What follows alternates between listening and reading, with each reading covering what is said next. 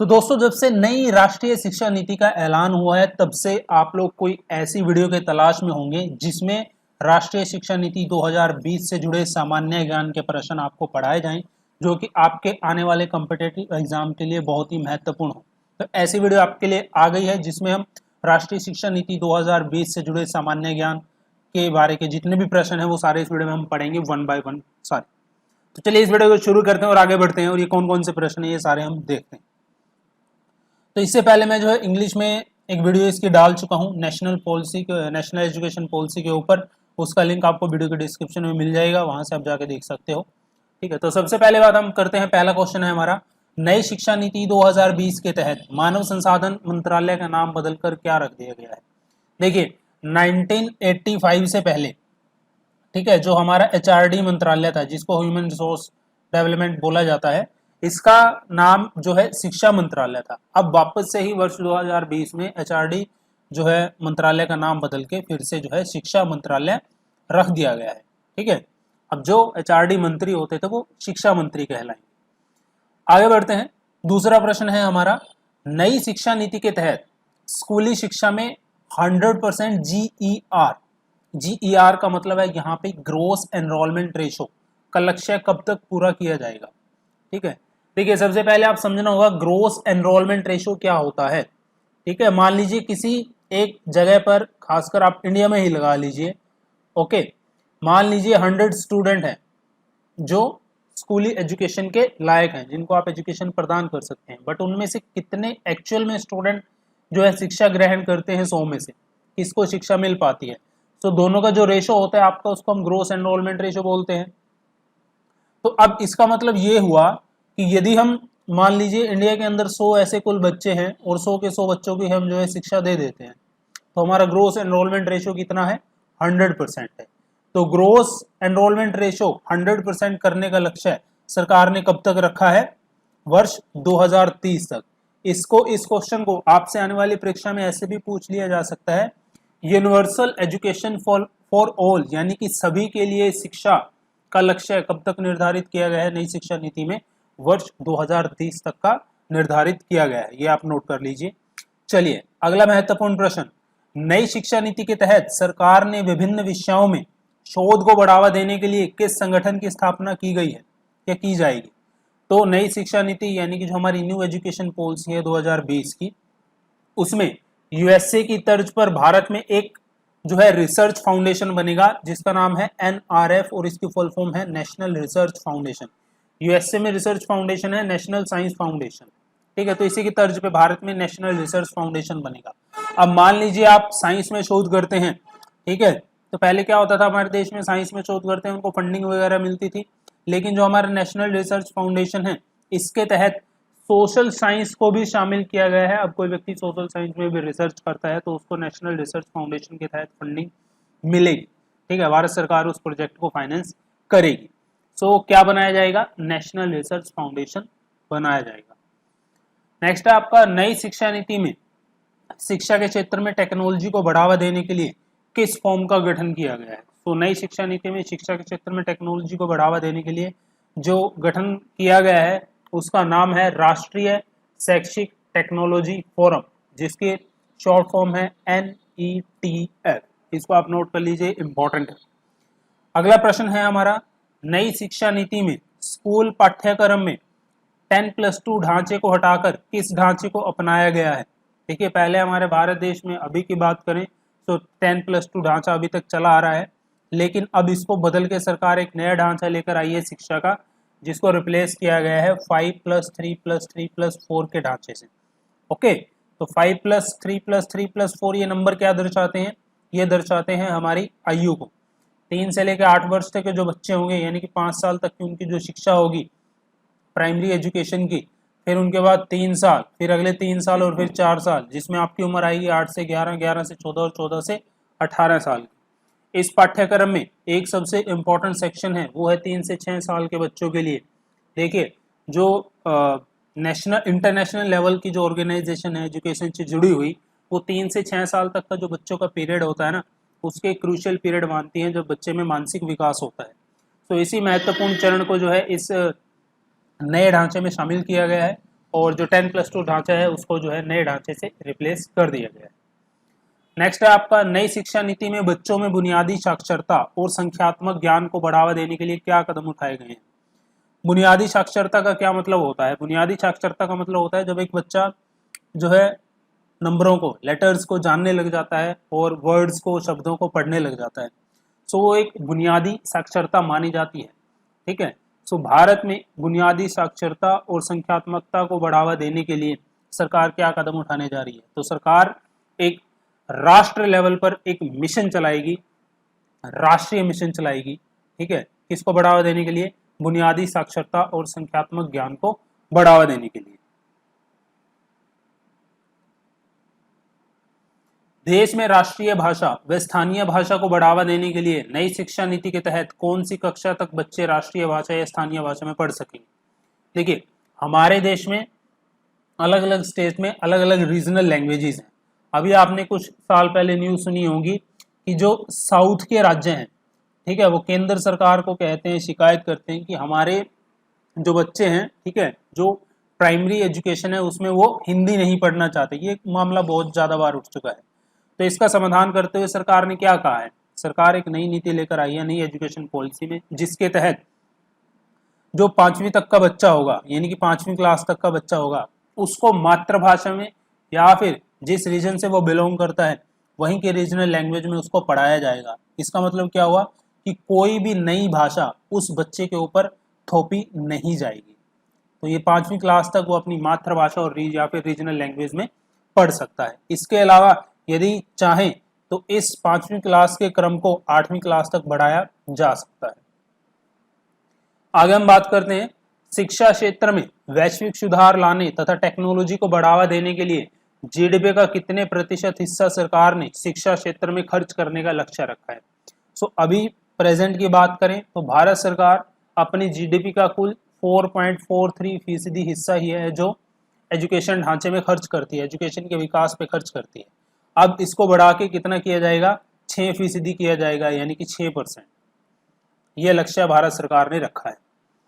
Next है आपका प्रश्न, बच्चों में तकनीकी क्षमता विकास करने हेतु कौन सी कक्षा से वोकेशनल कोर्स स्कूलों में पढ़ाए जाएंगे? देखिए, वोकेशनल कोर्स कौन से होते हैं? वोकेशनल कोर्स होते हैं जिसमें आपको health care, web designing, technology, cosmetology, इसके अलावा ऑटोमोटिव रिपेयर या फिर प्लम्बिंग वगैरह, ये जितने भी एक साइड जो हाथ के काम होते हैं ना, हम जिनको देसी भाषा में बोलते हैं हाथ के काम, ठीक है, जिससे वजह से एक बच्चे में स्किल्स डेवलपमेंट होते हैं।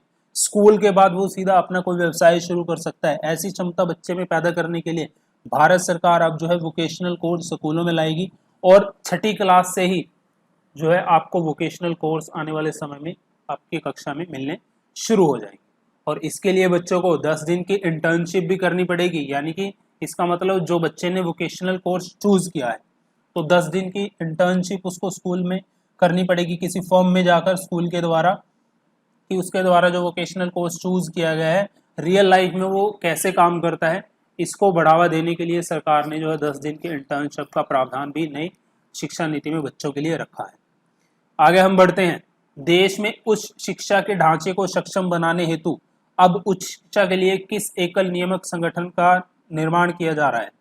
देखिए, भारत में अभी जो उच्च शिक्षा है, ठीक है, उसको 2 संगठन चलाते हैं, एक तो आपका यूजीसी है और एक आपका AICTE है। तो अब सरकार जो है एक सिंगल ढांचा लेकर आ रही है, सिंगल रेगुलेटरी बॉडी लेकर आ रही है, जिसका नाम है national higher education regulatory authority.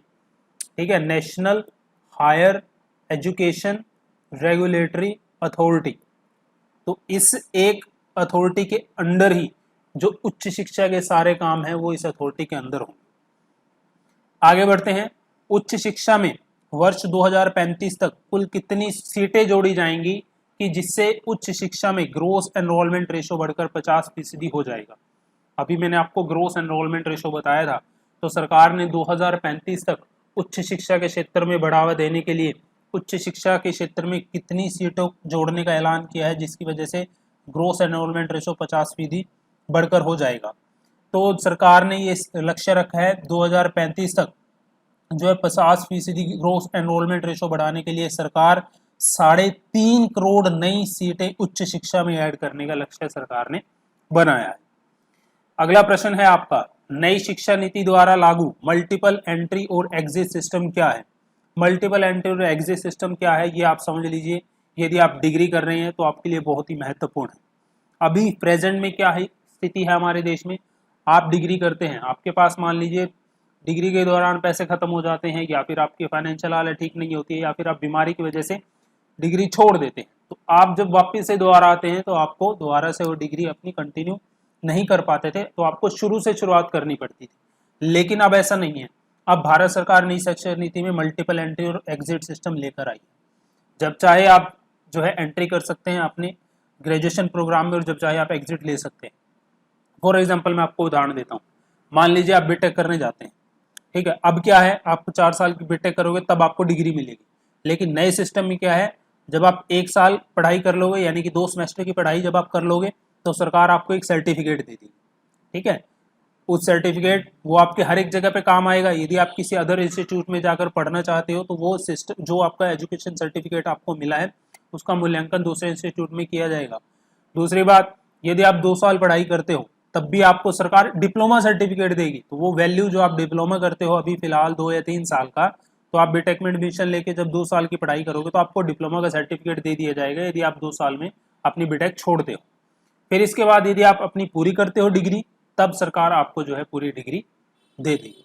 तो ये आपका मल्टीपल एंट्री और एग्जिट सिस्टम बनाया गया। इसके अलावा क्या होता है, अभी फिलहाल हमारे देश में क्या है, मान लीजिए एक बच्चे ने 1 सेमेस्टर की पढ़ाई की है और वो चला गया, ठीक है, लेकिन 1 साल बाद जब वो आता है तब उसको जो है उसी स्ट्रीम में एडमिशन लेगा, तो क्या उसको 1 साल की पढ़ाई उसकी मान ली जाएगी, उसको सेकंड ईयर में एडमिशन दे दिया जाएगा? नहीं, उसको दोबारा से डिग्री में फर्स्ट ईयर से शुरुआत करनी पड़ेगी। लेकिन अब ऐसा नहीं है, अब सरकार कुछ टाइमलाइन निर्धारित करेगी, जिसकी वजह से आप मान लीजिए किसी सेमेस्टर में पढ़ाई छोड़कर चले जाते हैं, तो आपका कुछ टाइम पीरियड लिमिटेड होगा सरकार के द्वारा। उस टाइम पीरियड के लिमिटेड पीरियड में यदि आप सरकार के पास दोबारा से वो कोर्स करने के लिए आते हैं, तो मान लीजिए आप 3rd ईयर में गए थे, तो आपको जो है वो कोर्स 3rd ईयर से ही शुरू होगा। तो ये मल्टीपल एंट्री एग्जिट सिस्टम हमारे देश में नया आया है, जो कि मैं कहूँगा जो स्टूडेंट्स हैं पढ़ाई के साथ साथ जो है अपनी जो है साइड बिजनेस या फिर साइड अर्निंग करना चाहते हैं और खुद के पैसे से ही पढ़ना चाहते हैं, तो मैं तो मानूंगा मल्टीपल एंट्री और एग्जिट सिस्टम उनके लिए एक बेहतर विकल्प है। इसके अलावा आगे बढ़ते हैं, रिसर्च क्षेत्र तथा नौकरी क्षेत्र से जुड़े छात्राओं के लिए नई शिक्षा नीति के तहत डिग्री प्रोग्राम में क्या बदलाव किए गए हैं। देखिए, अभी फिलहाल जो हमारे देश में 4 साल की डिग्री का प्रावधान है, अब सरकार ने क्या किया है, मान लीजिए कोई व्यक्ति डिग्री के बाद रिसर्च क्षेत्र में जाना चाहता है और एक स्टूडेंट है जो डिग्री के बाद अपना नौकरी करना चाहता है। सरकार ने क्या प्रावधान दिया है, तो जो छात्र उच्च शिक्षा में जाना चाहते हैं, रिसर्च करना चाहते हैं, ठीक है, उनके लिए 4 साल का डिग्री प्रोग्राम होगा। लेकिन जो लोग नौकरी करना चाहते हैं अपने डिग्री के बाद, उनके लिए 3 साल का डिग्री प्रोग्राम होगा। तो ये एक बड़ा रिफॉर्म, इसको हम मान सकते हैं हमारी जो प्रेजेंट में डिग्री सिस्टम है हमारे देश के अंदर।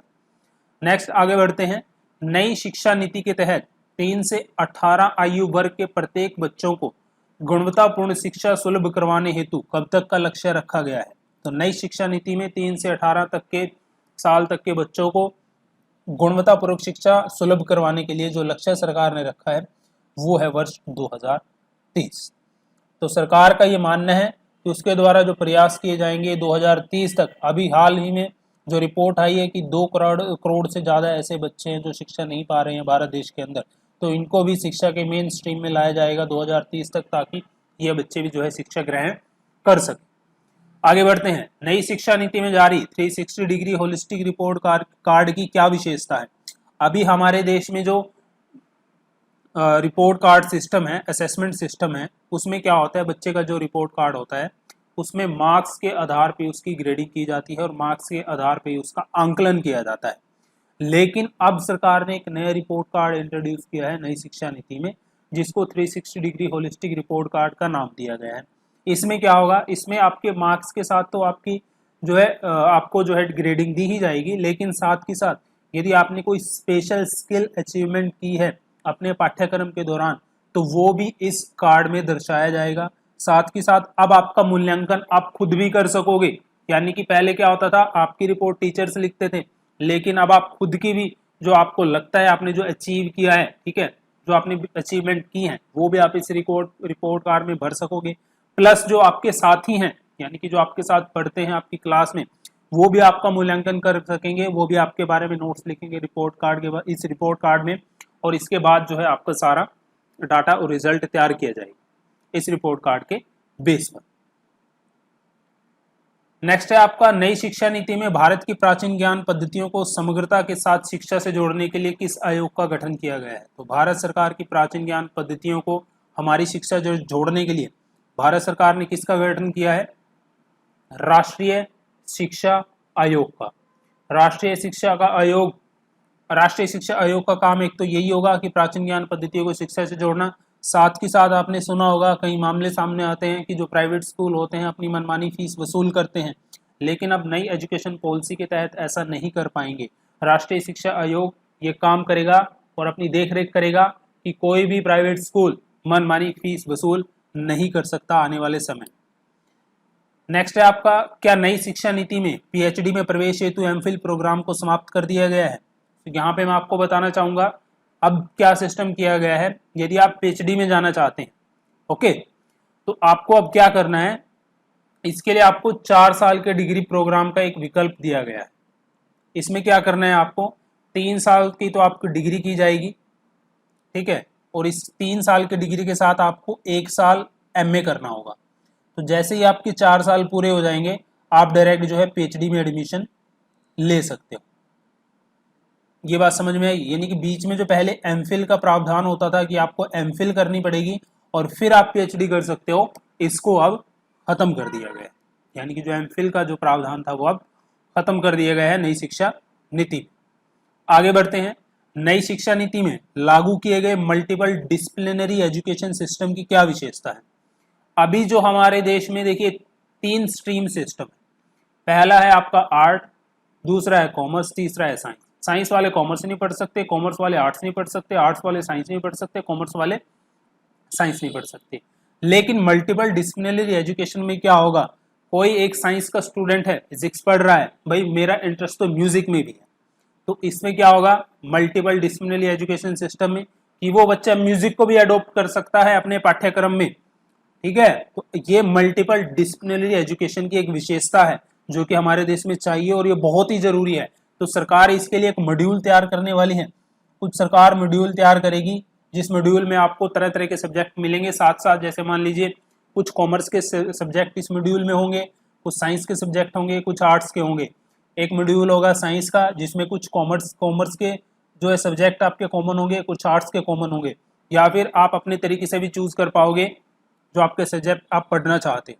तो ये एक बहुत ही बड़ा एक मैं कह सकता हूँ इसको बदलाव है, ये मल्टीपल डिसिप्लिनरी एजुकेशन हमारे एजुकेशन सिस्टम के अंदर।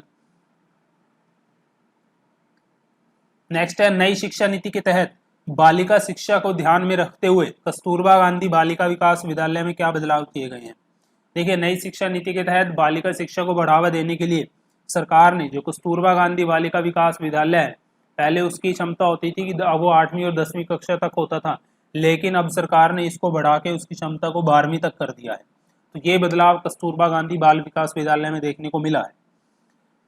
तो ये कुछ आपके महत्वपूर्ण सामान्य ज्ञान से जुड़े हुए प्रश्न थे। इसके अलावा एक डिटेल वीडियो इंग्लिश में मैं बना चुका हूँ कि और कौन कौन से मुख्य बदलाव हमारी शिक्षा नीति में जो है नई एजुकेशन पॉलिसी के द्वारा किए गए हैं, उसका लिंक वीडियो के डिस्क्रिप्शन में जाके आप देख सकते हैं। पॉइंट वाइज एक्सप्लेनेशन मैंने कर रखी है। इस वीडियो को देखने के लिए शुक्रिया। मिलता हूँ नेक्स्ट वीडियो में नए टॉपिक के साथ, तब तक के लिए बाय बाय।